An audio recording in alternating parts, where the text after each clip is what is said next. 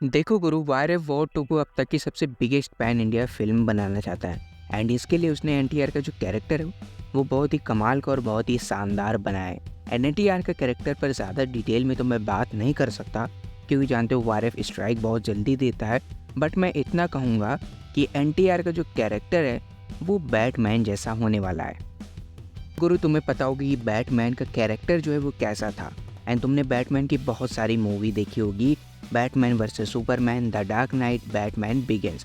तो अब बात करते हैं कि बैटमैन का जो कैरेक्टर था वो कैसा था। अगर तुम्हें नहीं पता तो देखो, बचपन में ही बैटमैन के जो माता पिता हैं, एक अपराधी ने उसे गोली मार दिया था। एंड तब से वो बैटमैन बन गया।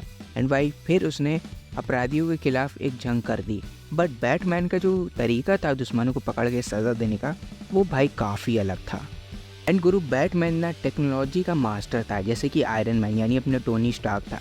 इसी तरह बैटमैन के पास भी अलग अलग बाइक्स, अलग अलग कार एंड गैजेट और ढेर सारे हथियार थे। एंड सबसे अमेजिंग था उसका सूट। एंड वो लोगों से छुप कर रहता था, यानी कि अपने मास्क के नीचे रहता था। इन गुरु, एनटीआर का जो कैरेक्टर है वो भी इसी तरह है। वॉर 2 में एक एजेंट है, जिम की तरह नहीं कि हरामी हो, बट वो किसी की नहीं सुनता, यानी कि आशुतोष राणा वगैरह की वो नहीं सुनने वाला है। वो सिर्फ अपने तरीके से कबीर को पकड़ेगा।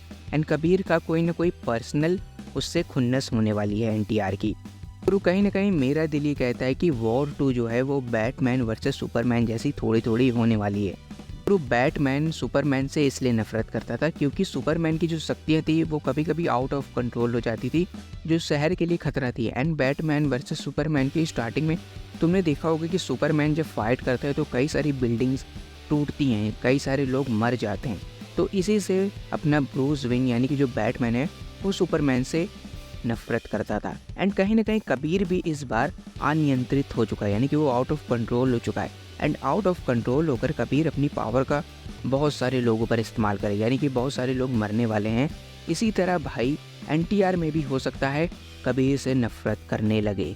देखो गुरु, जब बैटमैन और सुपरमैन की फाइट हुई थी, तुमने देखा होगा बैटमैन वर्सेस सुपरमैन में, तो इसमें बैटमैन जीत जाता है। बैटमैन लगभग सुपरमैन की शक्तियाँ खत्म कर देता है, उसे मारने ही वाला होता है। बट वो मार्था का नाम ले लेता है। एंड मार्था कौन होती है? बैटमैन की माँ।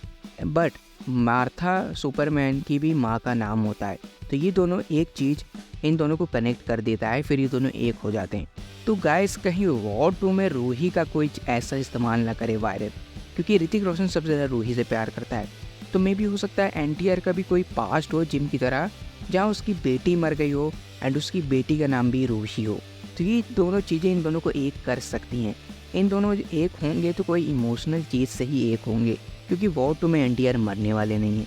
वॉर 2 में गाइस पता चल चुका है एनटीआर एक रॉ एजेंट है, बट वो अपने तरीके से काम करेंगे जैसे कि बैटमैन करता है। मैंने तुम्हें बताया, ज़्यादा कुछ डिटेल में बता नहीं सकता।